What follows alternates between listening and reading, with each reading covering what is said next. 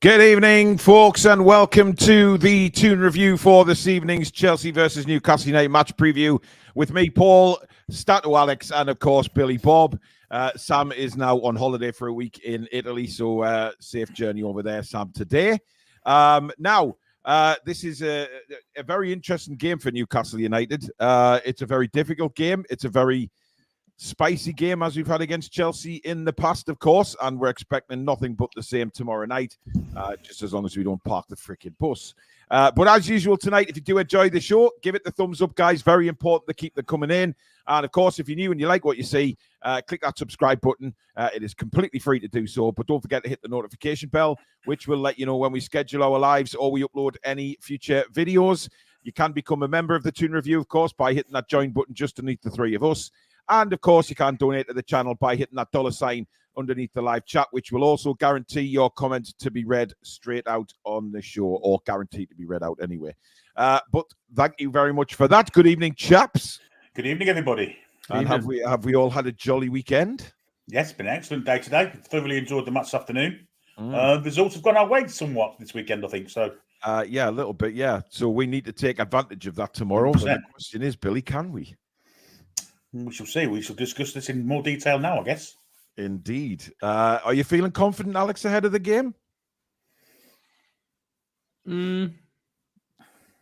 Not necessarily confident.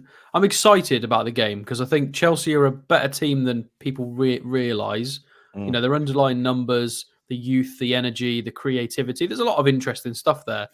And you see spurts of it where it clicks one day but not another. So if a decent Chelsea turn up and we can actually turn up, now we've got some returning players, it could be a really exciting game. I don't know if I'm confident. Is optimistic the same as confident? I don't know.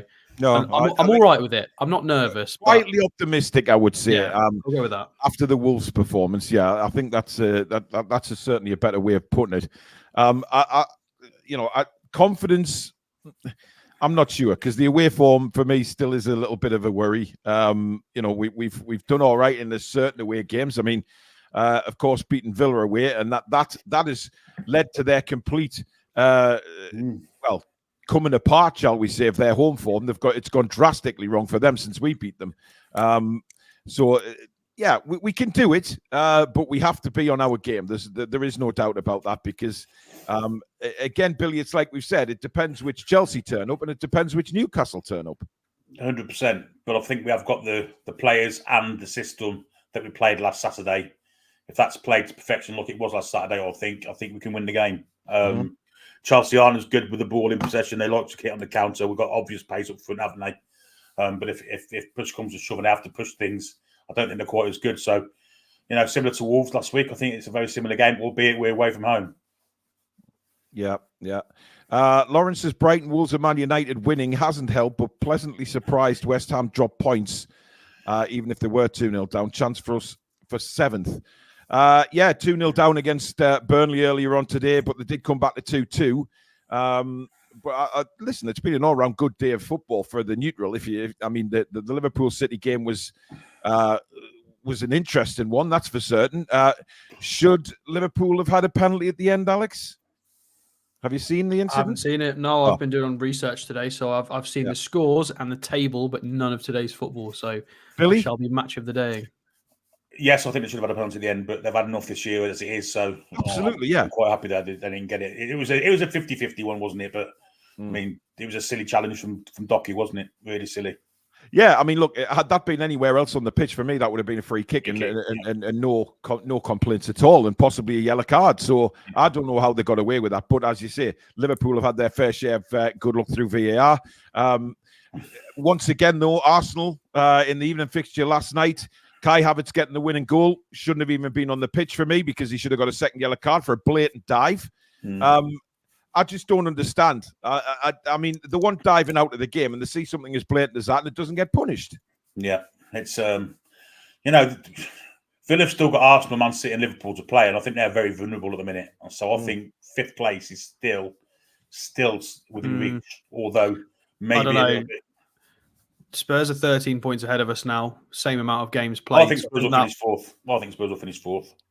Yeah, potentially, unless Villa collapse. But Villa are on 55 points, so that's 15 ahead of us. That's a lot. That's a big gap. I'll say they've still got to play Arsenal, Man City, and Liverpool, and McGinn out for 3 games now, also for straight red today. So.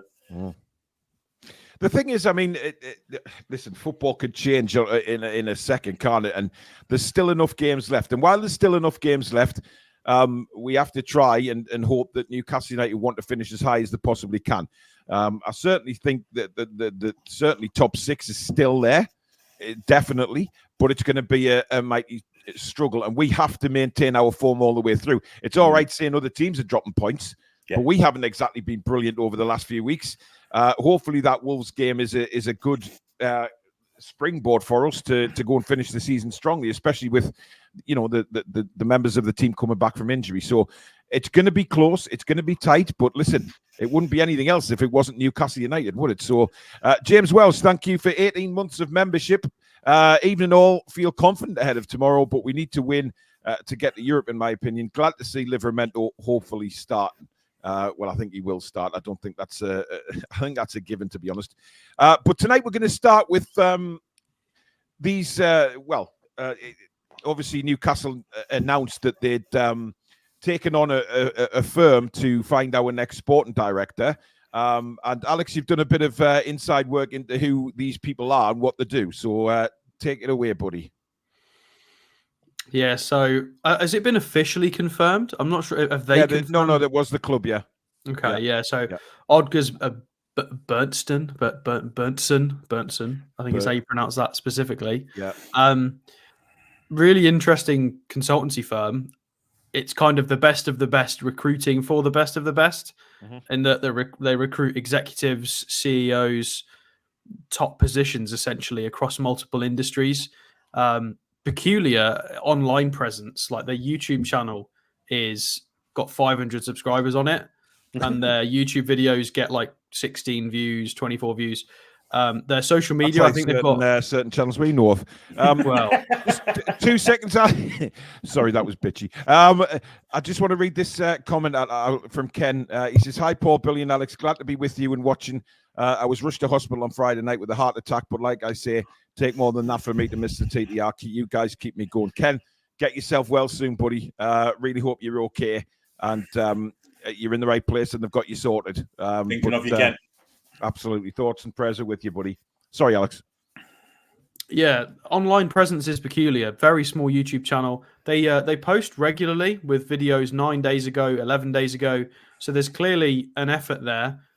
Well, some kind of an effort. They've got the same amount of followers as me on Twitter, which, I'm not exactly a big presence on Twitter. So a bit odd, their social media presence, but I wouldn't let that fool you. They do seem like a bit of a powerhouse. They've got Spanish, Finnish, Brazilian versions of all of their socials, so they're global. They recruit accordingly. They've got people based in different countries for recruitment across different sectors. And if we go and actually have a look at so these are all of their consultants across. So they have a sport, gaming, and media practice division or area. And this Simon Cummins guy, I would imagine, is going to have a say in something because he's the global head based in London. You've also got Jasper. Little Jasper there's the associate, looks a bit younger. I think he looks a bit like that darts player, doesn't he? He looks a bit like a thinner Luke Littler. Yeah, he does a little bit, yeah. And you've got Ewan Frizzle. It won't be Fritzl, Harry. No, definitely not Fritzl. Let's not go there, Billy. Looks a bit like Harry Kane of that as well, doesn't he? He does a little bit. Just a bit of a smaller chin. And the rest are all based in different places. So he's obviously to do with gaming.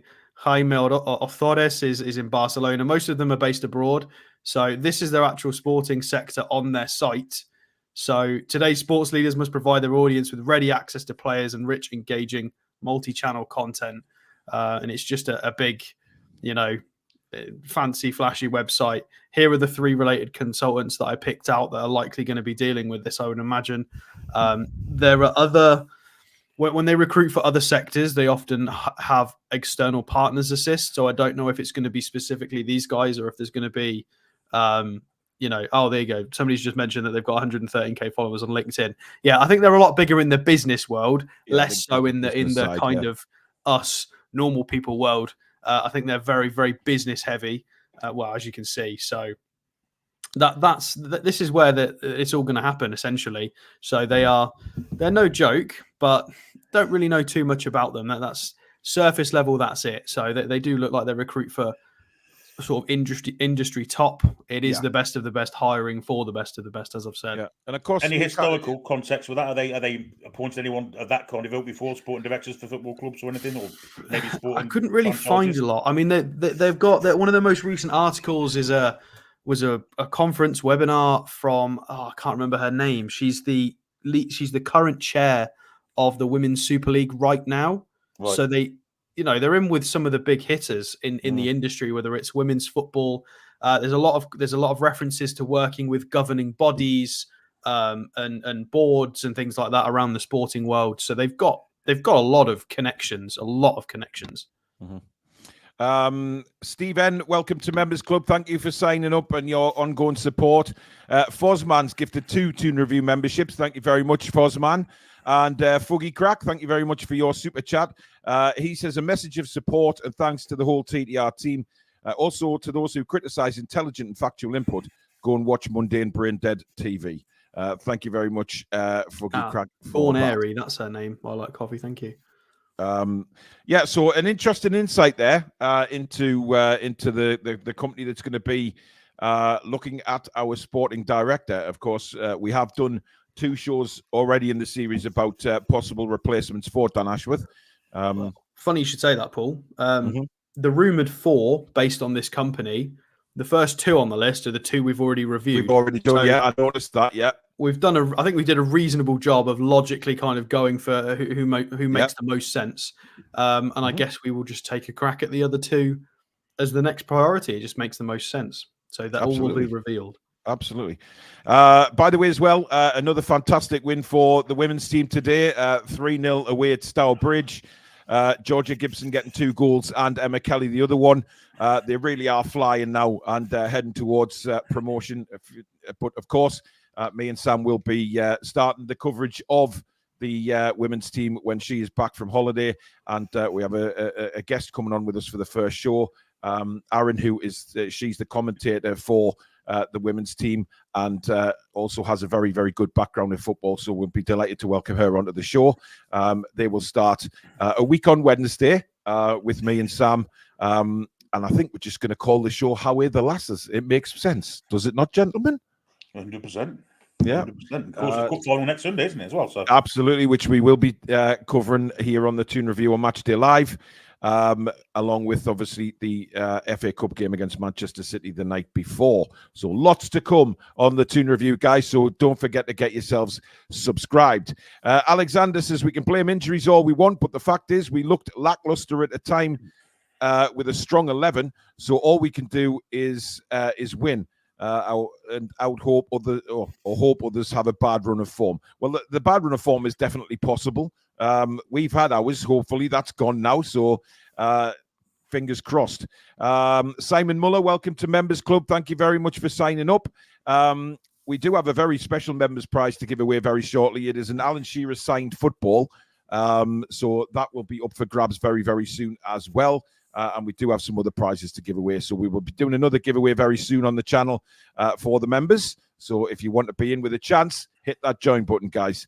Martin says, would you rather a season out of Europe who's going to play a conference in the wilds of Estonia, rather give it a miss and try again next season? No. Well, Martin, you only get the better players when you're in Europe. It doesn't matter what European competition you're in, but to get a certain quality of player, then that's going to appeal, isn't it, Alex, to be in Europe? Well, again, it depends on the level of competition you're in. However, I think the pull is that you can guarantee more games. It's the game time you can offer at a reasonable level. You know, you're going to get extra games per season. Obviously, conference isn't ideal. You'd prefer Europa League or better, but we're not in a position to be picky and choosy right now. You know, we get what we earn. That's how it works. We're not going to throw our toys out the pram like Man United and Liverpool.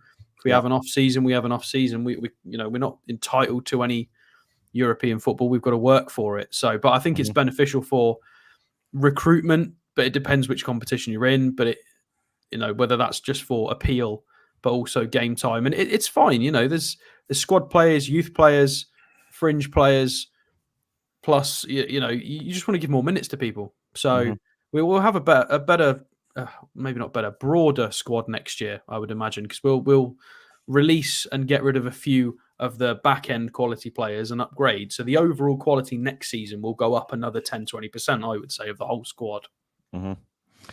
Billy, it is important though, isn't it? I mean, look, given the the recent history of Newcastle United and the doldrums that we've been in for so many years, just to continually get European places. I mean, yes, the Champions League is the pinnacle, but given 5 or 6 years ago, we'd have been praying for a European place. Yeah, it's just that extra competition, isn't it? And the chance of Conference League, you think would be in with a real good chance of winning that.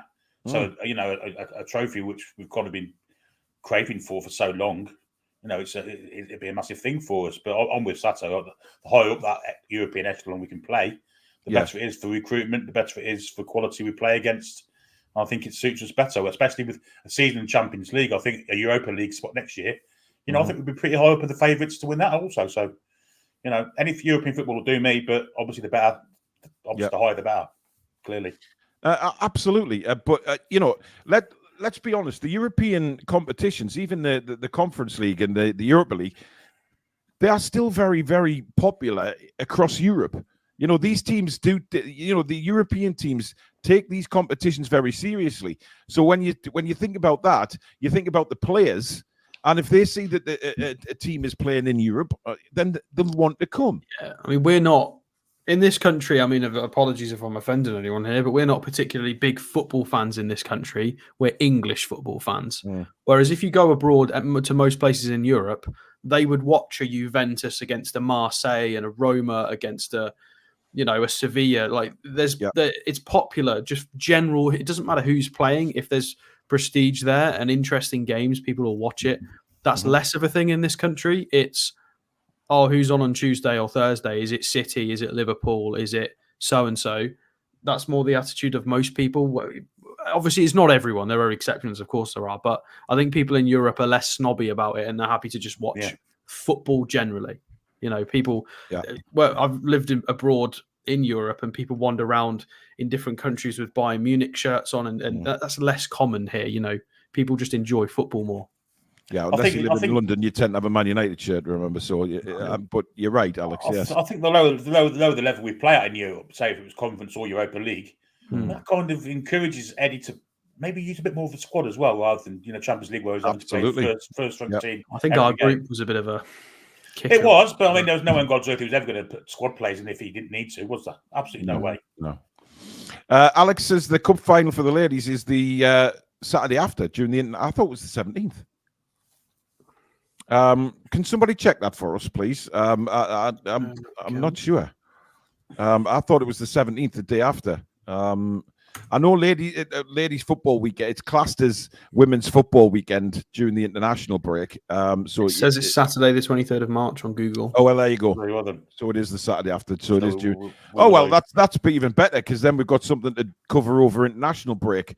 When England playing Belgium and Brazil, are they? I think it's those two. I'm not sure. I think it is. It'd be interesting to see Southgate's squad because of some players that well, been in the squad. When is the squad announced, Billy? I think it's this week sometime, isn't it? Right, because I could be doing a rant, especially if I see. I mean, Calvin Phillips, if he's in the squad, I'm going to go nuts because I've got the fixtures up if you want to see. He has been absolutely dreadful. Yeah. There's one player that played today in the Liverpool Man City game who has to be in the squad, and it's Joe Gomez. Absolutely outstanding, can play right back, left back, both centre back roles. An ideal person to have in your squad. Absolutely ideal. Yeah, look, that's a very good point. But I will have an almighty rant when I know I'm going to have a rant anyway about that England squad because he's going to. I mean, Calvin Phillips. Even the West Ham fans have said that he is probably the worst signing of the season for anybody. He's been terrible since he signed. And how on earth would he deserve an England place? I mean, let's be honest, he sat in his arse and got an England place. So it'll be absolutely shocking. And it will really just go to prove that it is. He's losing support now, Southgate. I mean, even absolutely, Henry Winter's not being as complimentary anymore as he used to be. A lot. He's losing a lot of faith. There's a lot of faith being lost in a lot of people in high places in the media. He's losing friends because of his picks and the way he does it. Apparently, it's announced on Thursday, and Southgate was at the West Ham game today, so we'll see how bad Calvin Phillips is playing at the moment. Yep, indeed, congratulations to Bruno and his wife Anna on the another Geordie little baby coming into the world. Fantastic news. Pietro, yeah. So 2 little Geordie boys in the family now with Bruno and Anna. So congratulations to those as well. Also, happy heavenly birthday to, of course, the late great Pavel Cernacek. It would have been his birthday today as well. So never ever forgotten, of course, his big Pav, because we all know that Pavel is a Geordie. Katie says, does anyone else think that Bruno is a tiny bit easier to replace than Isak? I know he's amazing and it would break my heart, but strikers are hard to replace right now. No, I don't think so. I disagree with that. Bruno is. I mean, Isak's. We're having to replace Isak every 3 weeks anyway. So, well, I don't think we've seen the best of Isak either yet, which is quite. I don't think he's completely wrong though. With that point, he's not completely wrong. You wouldn't be able to replace Bruno like for like. You would have a 20%, 30% drop off in quality with whoever you would replace him with. Because the only other players that exist that are of that level right now, we'd have to pay over the odds 100 million for them. So, yeah. But with Isak, I think there's a lot more midfielders around. There's a lot more combative, technical midfielders across Europe. You know, we've done a lot of transfer shows on them. You wouldn't be able to get the same quality, but it's definitely doable. Whereas but we really don't want Bruno going anywhere, do we? No, we don't want any of them going. But we want them there for years to come. Fingers crossed, fingers very much crossed. Ken's thanking everybody for the kind words. Joe's talking about the Conference League is just the Cup Winners' Cup regenerated. I used to love the old, the European Cup. There was the UEFA Cup, and then there was the Cup Winners' Cup, and that for me, growing up on that, was exciting to watch because it was all. There was no groups, was there? It was all based on knockouts from the start. Wasn't even seeded, was it? Yeah, exactly. It was anybody can play anybody. The English champions, Nottingham Forest, drew the European Cup champions, Liverpool, in the first round. Round. So, you could draw anyone at any time. I thought it was much better. And the Cup Winners' Cup was probably the hardest one to win. But generally, when sides do build these dynasties, the first thing they win is the Cup. And then obviously the season after that, they're going for league. So, yeah, it was a tough competition to win the Cup Winners' Cup. Really tough. And the Cup Winners' Cup was exciting. I remember, did Barcelona play Man United in the final one year of the Cup Winners' Cup? Yeah, Man United beat them 3-2. It was a brilliant game. I remember as a kid watching that, a brilliant game of football. Mark Hughes with a goal from way out wide from the volley. Yeah, that was his speciality, wasn't it, back then? Mark Webb says, happy Mummy's Day to all the TTR mums. Yeah, I put a thing out on Facebook this morning as well on the group, wishing all our Toon Review mothers and, of course, grandmothers a very happy Mother's Day. So we hope you've had a fabulous day and you've been well looked after by your families.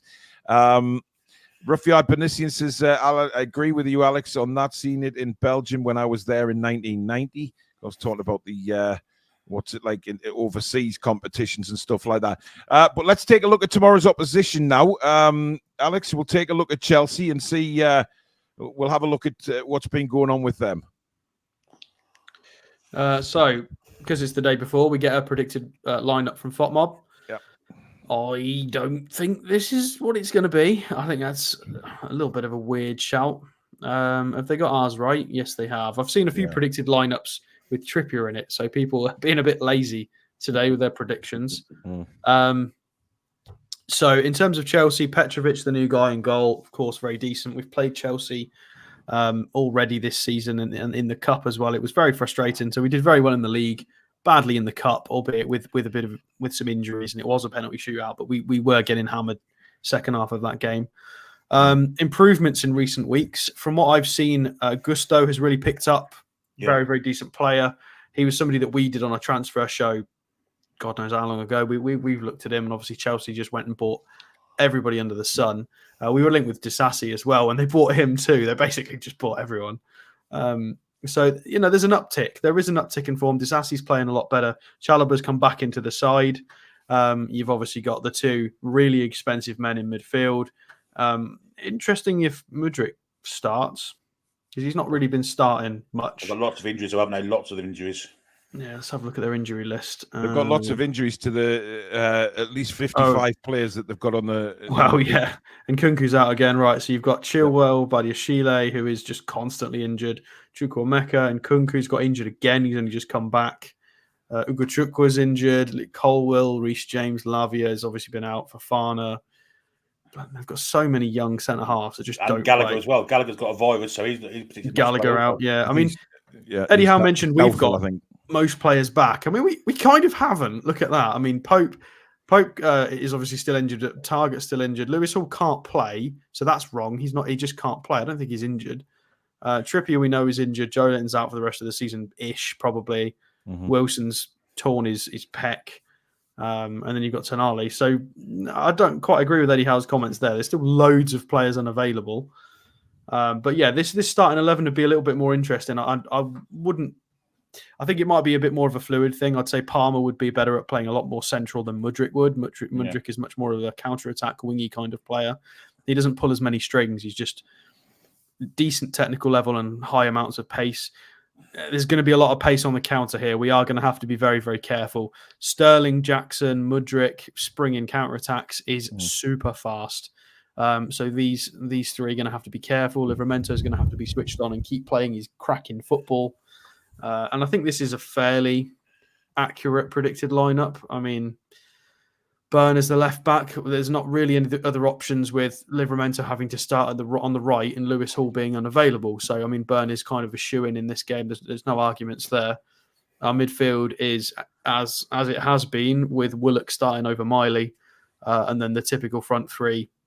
The only argument to be made is maybe do Murphy or Barnes wrestle in a starting role and drop Miggy to the bench?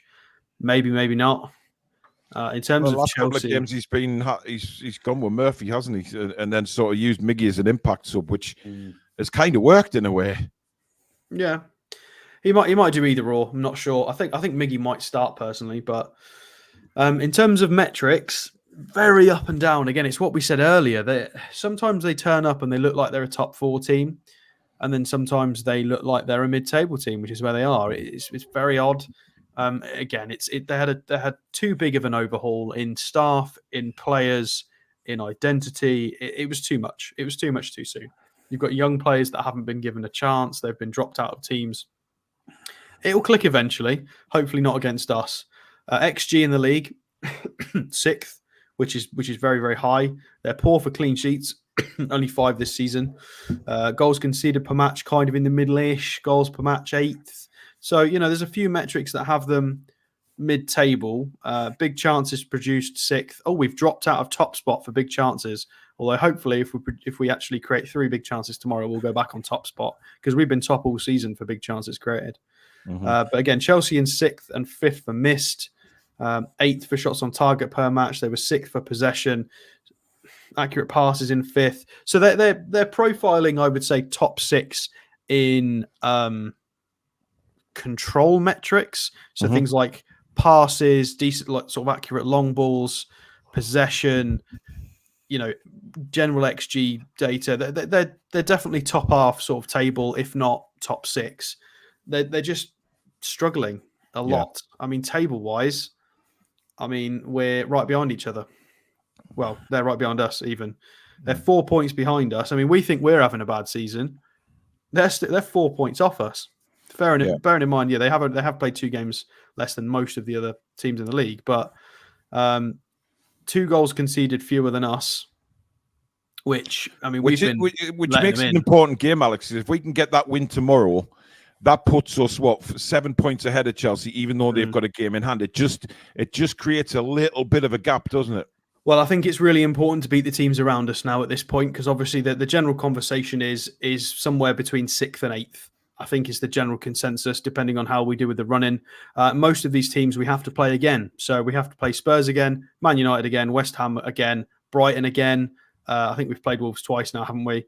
And then we've got to play Chelsea, obviously, tomorrow. So most of these teams in this little cluster, we do have to play again. So we can guarantee ourselves 6th place if we actually take points. It'll take 3 points off these teams around us.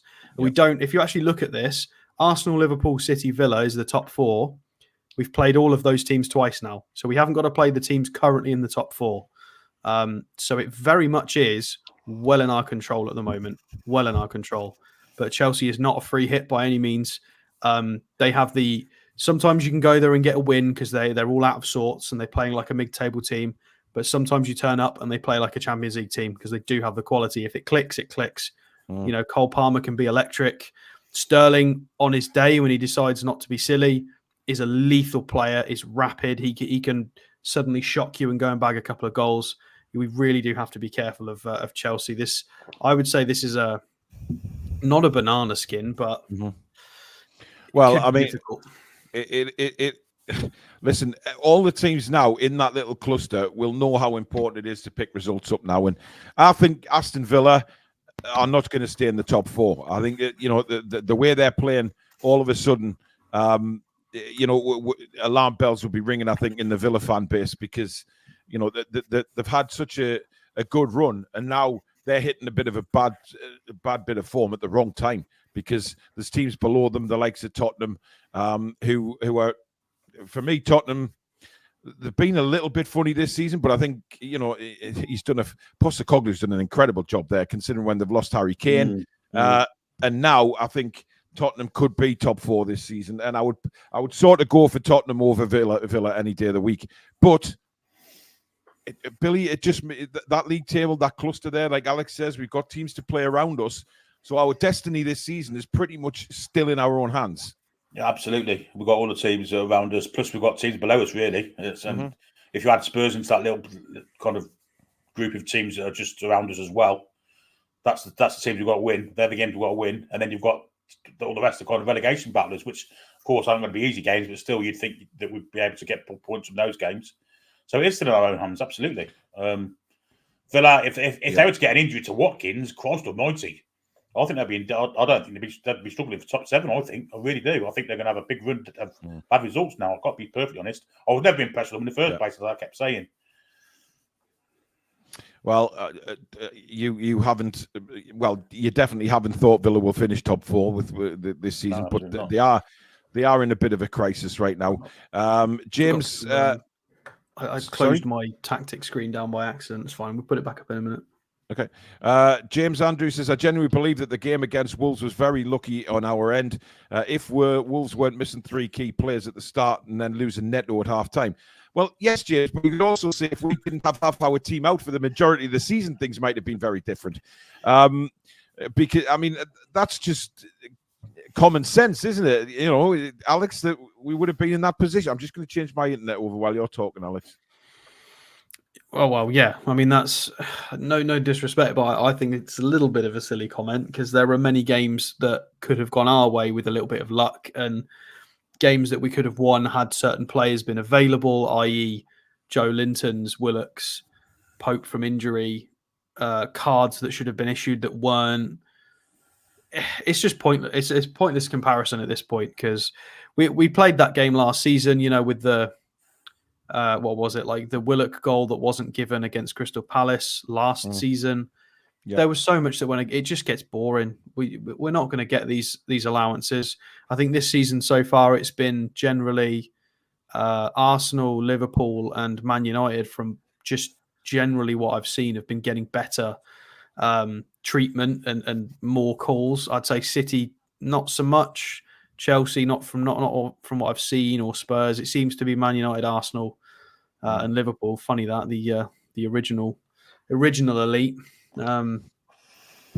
There's just no point in complaining about it anymore. We just need to try and win football matches. And this is what we said at the start of the season when we did our season preview. We all said, well, we need to start. We can't have these 1-0s and fine margins anymore because we're not going to get the allowances. We might get the odd call, but we've got to operate under the assumption we're not going to get decent calls, and we're going to have to win 2-0, 3-0. And we started the season with that in mind, but obviously injuries kind of destroyed that a little bit, and it did affect us. Look at the PSG result and things like that. It's exactly. It's not really in your control. Sue, for sure, the winning against Wolves was the lucky one, but we take it. I don't understand people saying we were lucky. I mean, we were clinical for one with our chances this time, which we've been complaining about that we haven't been for quite some time. And I'm sorry, but yeah, Wolves had a couple of injuries, but look at the players still out for us. Alex has highlighted them just before there. Yeah. We've still got a mammoth of injuries, Billy. So that doesn't read well with me at all. I think we won the game and we started to look our normal selves again. And Neto went off with a broken heart. I just didn't think he fancied it. And of course, he played again yesterday and got himself injured, which was madness. If he did have a hamstring, you don't play in the week after. You can only play what's in front of you. And to say we were lucky against Wolves is nonsense, really. Because the XG, as Alex is pointing out there, completely dissolves that comment. There you go. Yes, they had a bit more possession, but they didn't do anything. Oh, we allowed them to have more possession. We allowed them to have more. We pulled them out and then took it on the counter. That was Eddie Howe's master plan, and it worked for a treat. But look at that, 5 big chances to 0. We won 3-0. We out-XG'd them, we outshotted them, we outshotted them on target, we had more big chances, and we won 3-0 and kept a clean sheet. Like, I don't see how we were lucky. Like, if you're going to mention personnel, fine, but we've also been on the receiving end of that kind of argument for most of this season, so... Yeah, but we still didn't have, Joe Linton, Callum Wilson.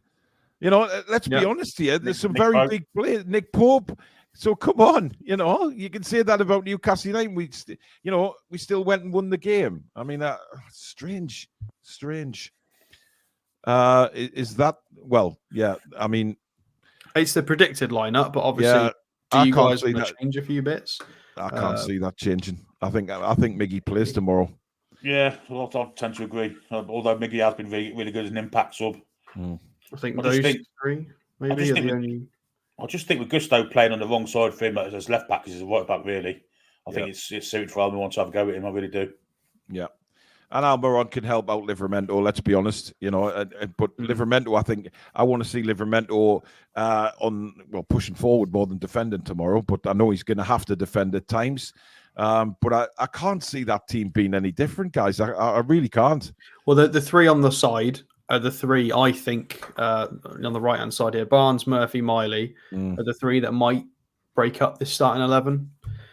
There's the possibility that Miggy's on the bench, Gordon starts right, and you get either a Murphy starts left or a Barnes starts left. Probably that is the alternate 11.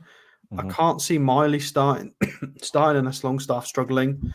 You might end up with that. But, it's all ifs and buts. I think the most likely is probably just going to be what we've seen in this. Yeah, I think he'll want Gordon going up against his Azzy and on the right back with his pace. I really do. Yeah. And I don't see him dropping Longstaff as much as Longstaff's been really out of form. I think, the work that Longstaff has done off the ball may well be a key for tomorrow. I just noticed something, Paul. Yeah? One of our long-standing viewers has changed their name and has got Arsenal in it. Oh, it's always been like that. Has it? Yeah.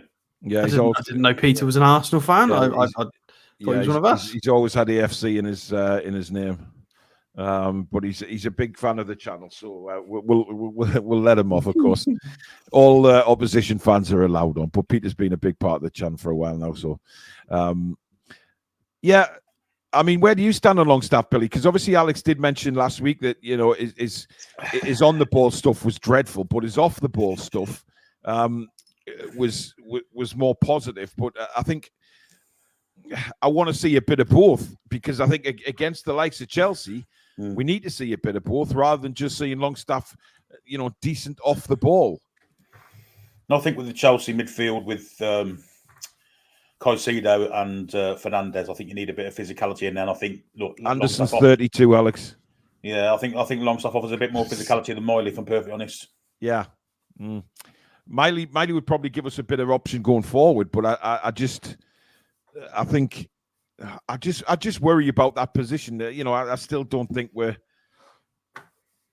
the three behind it. The three behind him, whoever it may be, but it said Mudryk, Sterling, and who was the one I can't remember, Palmer.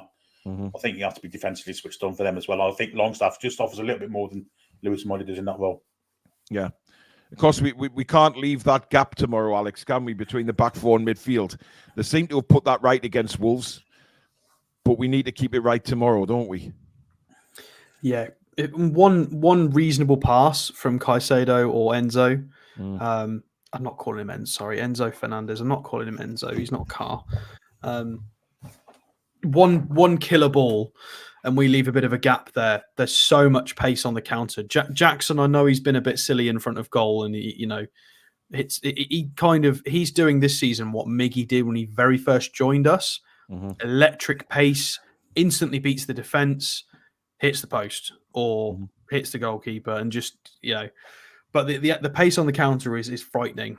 Jackson, Mudryk, and Sterling, potentially those three with a little, even one or two passes. It could be tricky. It really could be tricky. And obviously, Livramento is quite an offensive right back. We play with an offensive right back anyway in Trippier, so Cher's going to have to make sure he's on his bicycle. Well, to be fair, Burn, Botman, and Cher, all three of them are going to have to be positionally sound because they're not going to win the foot races. So they're going to have to make sure that they are making those early runs back. If the offside trap hasn't worked, start running early doors because you're not faster than that than those forwards. Arguably, who's maybe Palmer? I'd say Palmer's probably the slowest out of their front line, but then he's got the most tricks. And he's creative and really good. I just want somebody to put a thunder tackle in him in the first 5 minutes after his behaviour after that Carabao game. Obviously, not injure him, but a fair strong tackle. Yeah. I think it's ideal for us because we've had the ideal dress rehearsal last week in the way Wolves play to how Chelsea play. And I think we will defend 10 yards deep and we'll be deeper in our half in possession and then hit them in transition. I think that's the way we'll play. I think it's an ideal dress rehearsal last week. Abs, I've always thought Longstaff was underrated, but he has been awful recently, both on and off the ball. I expect to see a marked improvement soon. Well, the problem I've got, and I was going to bring this up, is Newcastle said that he's been carrying an injury and on that angle. And Billy, you picked this up quite a few games ago on commentary that every time either he blocks the ball or he gets tackled, he's down, he's grabbing that ankle.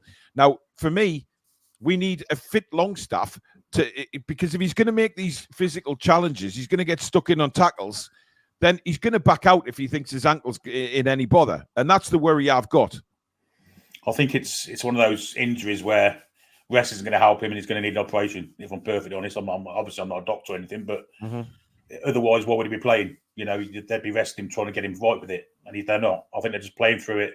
Someone will come and he'll have an operation. That's what I think is going to happen personally. Yeah. Waldo says Miley doesn't suit 4-3-3 formation, better suited to playing just behind the front two for his creativity. Adnan says Longstaff don't make tackles. He looks good when Joe Linton is there. He would not get in the Wolves team. Trust me. Wolves played Dendoncker for quite a long. I don't think that's a valid argument. Nick says if he's injured, then why the bloody hell is he even playing? Get Miley in and allow Longstaff the rest he needs. Well, I mean, because of the games left, I guess. That's all I can think of. Nathan, thank you for your super chat. Paul Amber is asking where Sam is. She ain't happy. She's on holiday for a week. She's gone to Italy today. She'll be back a week tomorrow is her next show. So don't worry. She's away for a week, but she will be back in just over a week's time.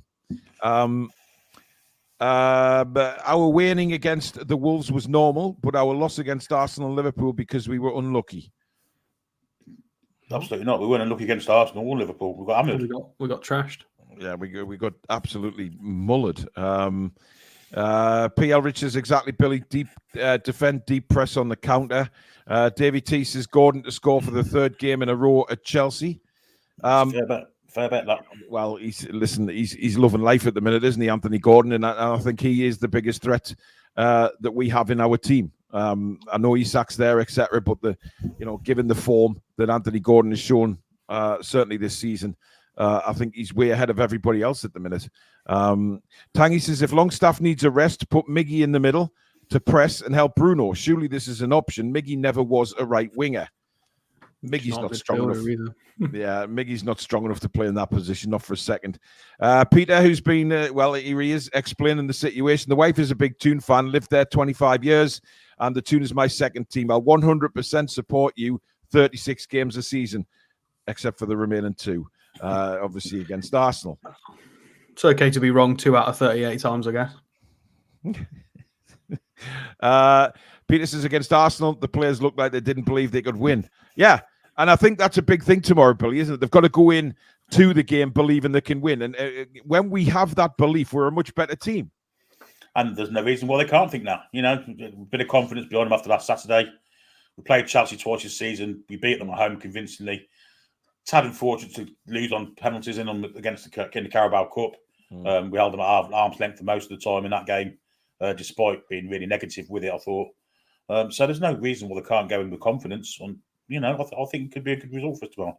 Yeah. By the way, Mint has just scored again for Feyenoord. He's done. So that's 4-3. I think I'm just looking at it now. Apparently, it was a nice through ball into the box, left-footed shot. Nice. They're 2-0 up. But he's already said that he's probably going to be loaned out next season again. So we may not see him for a while. But listen, when he does come in, this could be a very, very exciting player. Could we play Anderson in midfield instead of Longstaff? Absolutely not. Don't think he's ready to start. Nowhere near ready. Could you not get 55, 60 minutes out of him? No. I don't think so. He's been bringing him on for like 2. Well, I know that, but I'm just saying he's had a very good week's training this week. He's been at it. I've seen. You might see 10, 20 minutes to hour, but no more than I wouldn't have thought.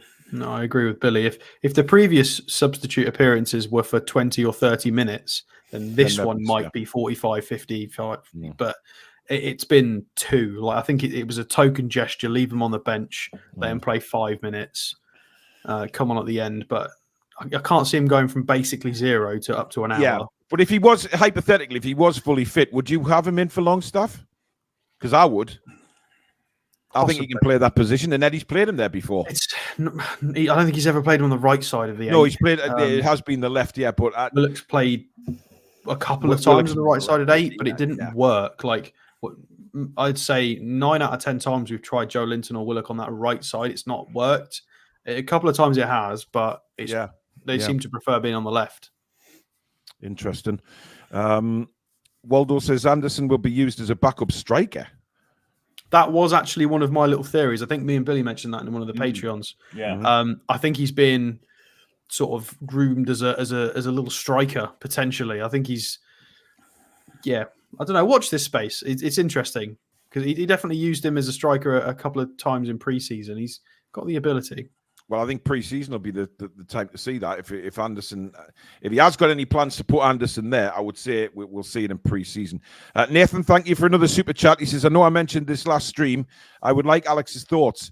Alex, do you see a comparison to us in Liverpool when they used to press heavily and always have a drop-off the following season? Did they always have a drop-off? I don't know. I mean, I don't think it's that. I think we would have sustained our style of play were it not for Tonali going and all the injuries.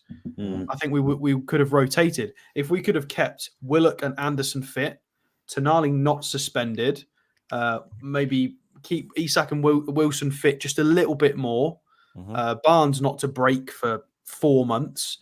That's what's done us in. I think I understand what you mean, but I think it was purely that the squad wasn't big enough to play that style for across a Champions League season. Like we just didn't have enough depth, and our depth wasn't good enough. We can't play academy strikers and Matt Ritchie and Karius and stuff and go and win big matches and get top 4. Like it's just not possible. King Hoddle says there's going to be an almighty scramble for the Europa League positions. Yeah, it's very exciting. Lars says Anderson barely got any time last year, no matter the opposition. Now he will probably need another year before Eddie starts him again.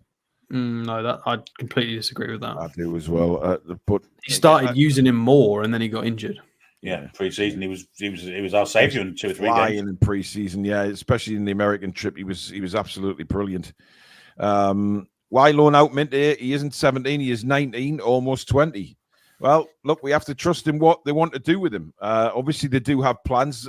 They will be noticing the way he's playing, the goals he's scoring. That will be very apparent to Eddie Howe and the hierarchy at Newcastle. So Yeah, we'll just wait and see. Nathan says Amber said she feels much better now. She just ain't happy because Sam's not here, and in turn is making me unhappy because she won't go to sleep.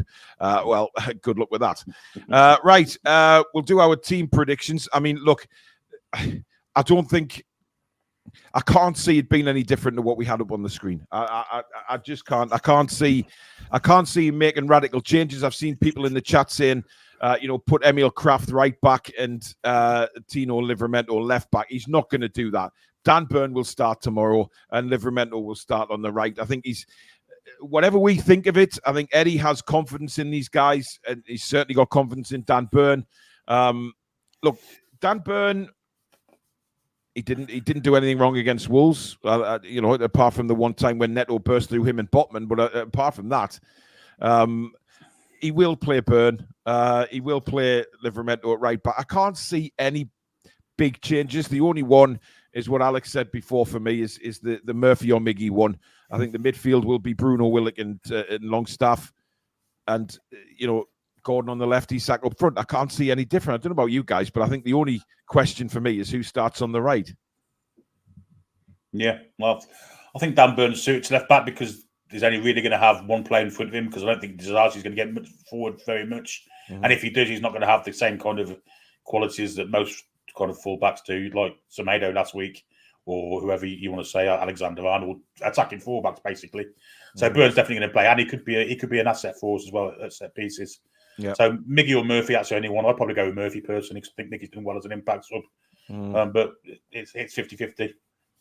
Well, Murphy was better against Wolves, wasn't he? So and obviously put that fantastic ball across for the second goal. So I don't think Murphy's done much to be dropped. I think he had a stinker against Blackburn, but he came back and proved himself again against Wolves. So it's a big decision for Eddie Howe. I don't know which way he'll go, and that's why that is the only position on the pitch that I can think. Alex, I don't know about you, but for me, that's the one position I'm questioning.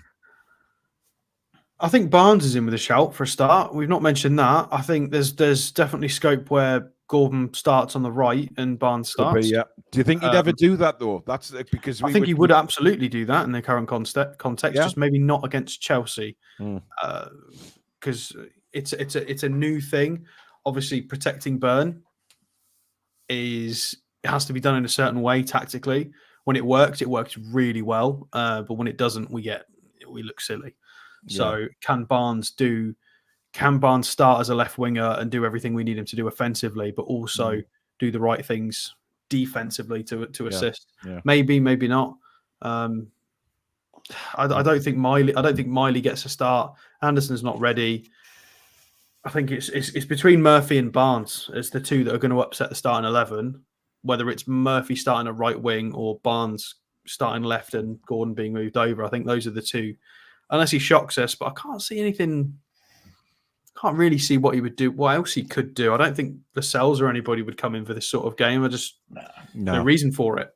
Yeah, we won the last game for starters. I mean, if that ain't broke, don't fix it. I don't see Barnes coming in because I think he's been nothing short of diabolical in the past two games. He hasn't been great. Yeah, I mean, he was a little better against Wolves. But marginally, yeah. I don't think he's done enough to deserve a start, to be honest. George just put a comment there saying, "Have I missed the draw?" What draw, George? He thinks all about the football. That one tonight. That's coming up, George. Don't worry, you haven't missed it, really. Chris Lynch, thank you for your super chat. He says, "Well, we'll win 2-1 tomorrow. We are on the up, and I would include Barnes." But why would you include Barnes, Chris? That's the question. What do you think Barnes has done to get in the starting lineup? Because Murphy did well against Wolves. Obviously, Gordon did his usual self. I don't think he's done enough to push himself into the side. That's interesting shout in the form of a comment. But we've not discussed this yet.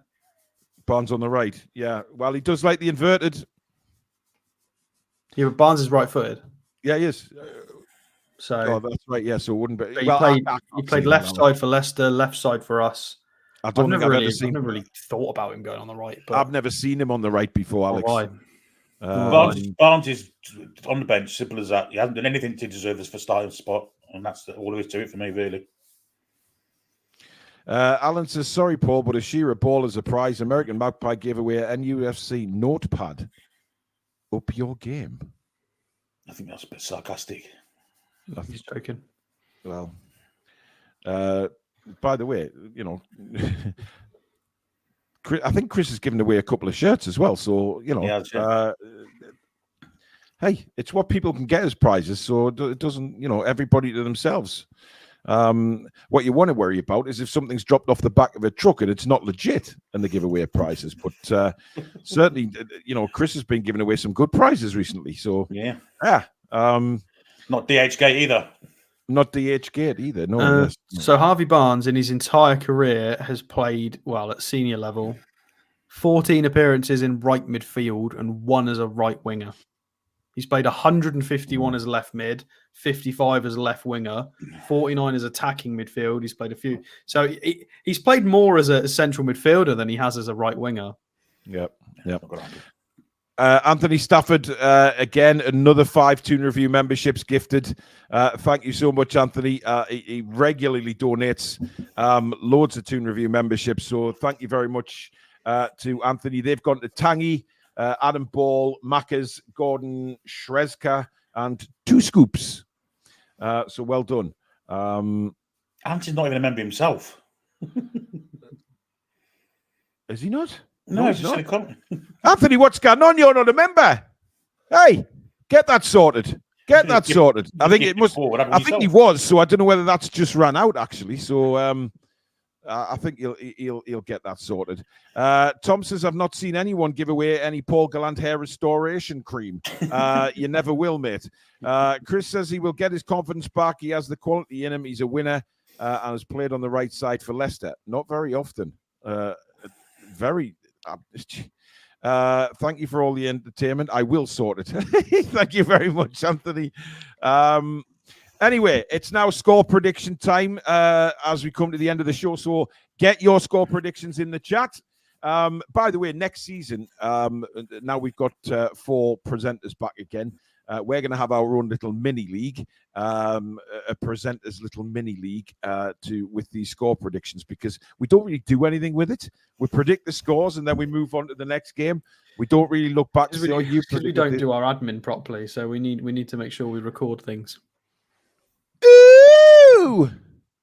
That was an us thing, not a you jibe. You took it personally. Yes, I did. And I'm offended. Anthony Stafford is now a member. Welcome to Members Club again, Anthony. Thank you so much, buddy. Right. Aaron's gone 3-1 to the Toon. George 1-0. Ronald's gone 3-1 Newcastle. Mark Singleton's gone 1-0 to the Toon. Robert Samut's gone 2-1 the Toon. Davey T 2-1. 3-2 says Popple Mags. 3-1 says Ken. There's a lot of 3-1s and a lot of goals, judging by a lot of these. Reese has gone 7-0 Newcastle. Reese, I will eat my testicles if that comes off. Just Matt says 2-0 Newcastle. Chappers 3-2. There's a lot of confidence going in here. I don't think I've actually seen anyone predicting a defeat tomorrow.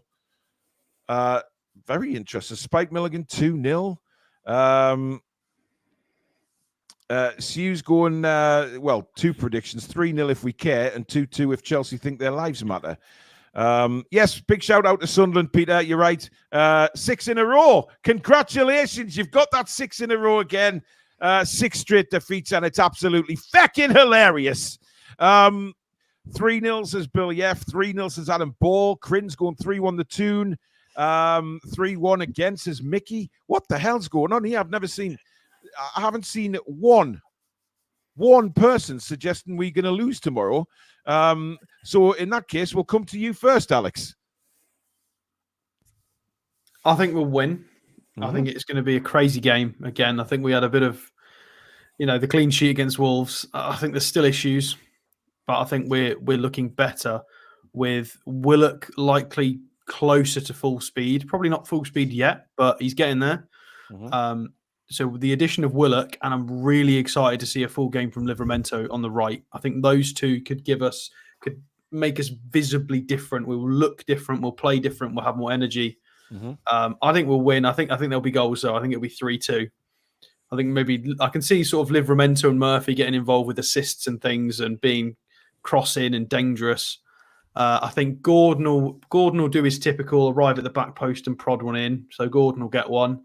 I think Willock will get one. Ooh, who scores the third? Come on, Alex. I did it for a long time. Come on, just throw it in there, Alex. Go with Botman. Why Yay! You know you wanted to. You know that you've been itching for the last couple of games. I know it's been there, Alex. It's been bubbling under the surface. And finally, he's predicted it. I'm staggered at how many people, not one person has suggested that we actually may lose the game tomorrow. I think them missing Gallagher kind of helps us. They're missing a little bit of drive in midfield, and we've got a little bit back. So, yep, I agree. Winnable. Yeah, absolutely. Come on, then, Billy Bob. Well, it's how we approach it. If we play on the counter and keep doing that, and not just sit men behind a ball and defend, then I think we will win. And I think we'll win convincingly. I don't think Chelsea are mentally stable when they go behind. They're not the greatest from behind. It sounds really dodgy, but when they're losing. So I'm going to say 3-0 Newcastle. And the goal scorers? I think Isak gets a brace, and I think Anthony Gordon will score. Wow. Okay. I tell you what. To make it a hat trick, I'm going 4-1 Newcastle tomorrow. I think if we can get the first goal, their heads will drop, the crowd will get on the backs, and we just dominate from start to finish. I believe we've turned a corner against Wolves, and I think given the time we've had from the last game, we've had that sort of, 9 days since the last game. So I really genuinely believe that we will come out flying tomorrow. And I don't think Chelsea are a very good team. I mean, look, we may end up with egg on our face. We have to have the right attitude, of course, tomorrow. We have to come out fighting tomorrow. And if we don't, then, we'll not have a good game. But I genuinely believe tomorrow we will really kick on and really give the rest of the Premier League a little nudge to say, we're not done this season yet. And I think it's an opportunity. So, yeah, there you go. I'm going with, I believe it's time I'm going 2 for Anthony Gordon tomorrow. I think he'll be an absolute thorn in the side. I believe Sean Longstaff's going to score tomorrow, and a Fabian Schär 45-yard thunderbolt would be lovely. 45? Well, why not? He can hit them. That might be a little bit extreme, obviously. Maybe we'll go for 30, 25 to 30. But why not? But as usual, me and Billy will be back tomorrow, 7:30 start for Matchday Live. Full build-up and, of course, full commentary of the game. Alex will be joining us at halftime and full-time for his analysis. Then, of course, we'll have the podcast and the YouTube uploads for the match reactions. I know it's a Monday night, but, we need to keep these going. They're very popular now. So, join us for that. Over 900, just under 900 tonight watching on a Sunday night. That's absolutely incredible. So thank you very much again for all your support. Indeed, I totally agree with you, Niall. And they say Paul is negative. Absolutely. Stick that in your pipe, you negative Nancy's.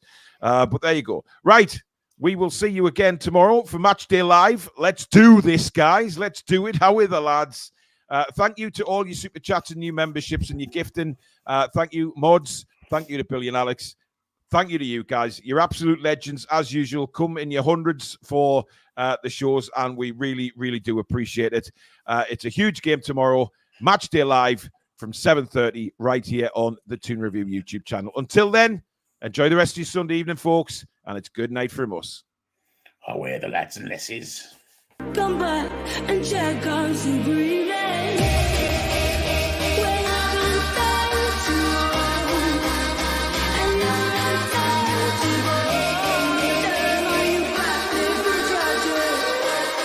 Show my